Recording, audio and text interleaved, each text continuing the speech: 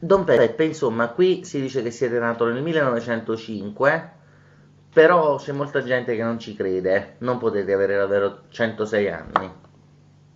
Sentite, che si sono fatti le piece. Quando a giornatia non ci stavano ancora i cavalli. Don Peppe, 106 anni non li potete avere. Sentite, che la previdenza sociale sempre, io, io, io ho nato quando è nato mio fratello, capito mi bene? Io ho nato mo, per la provvidenza sociale, quando era scelto mio fratello, Il vostro fratello è nato il 3 marzo 1905. e voi quindi avete Poi un... saluto a lui Muretto. Muretto però lui teneva, come a Giaricere, teneva una pensione. E allora fui fatto che io se vive io sono morto. Vostro fratello è nato il 3 marzo 1905.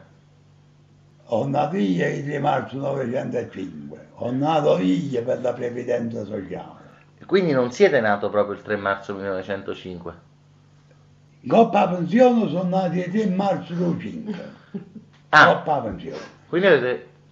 Senti, ah, tu stai rompendo cazzo, ma che la ma fai? voi avete fatto una truffa ai danni dello Stato, zio Faccio Peppe? fatti io. Una truffa ai danni dello Non Stato. ha sentito che hanno fatto la truppa popà da terra che io morì 3 anni fa, io morì. Mio fratello ha fatto i sacrifici, è morto per me.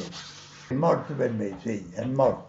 Perché vedete una cosa, che quando mio fratello Muretto dice, tu non dici niente a nessuno che sono morto.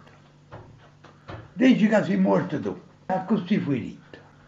Ma vostro fratello in che anno è morto? Sono cazzo che non vi riguardano, che sono cose che non la da scoprire nessuno. Ma come si chiamava vostro fratello? Sono cazzo che non vi riguardano, lo sto tornando a dire. Mi volete fare una cortesia? Facetevi cazzo questo. E basta così.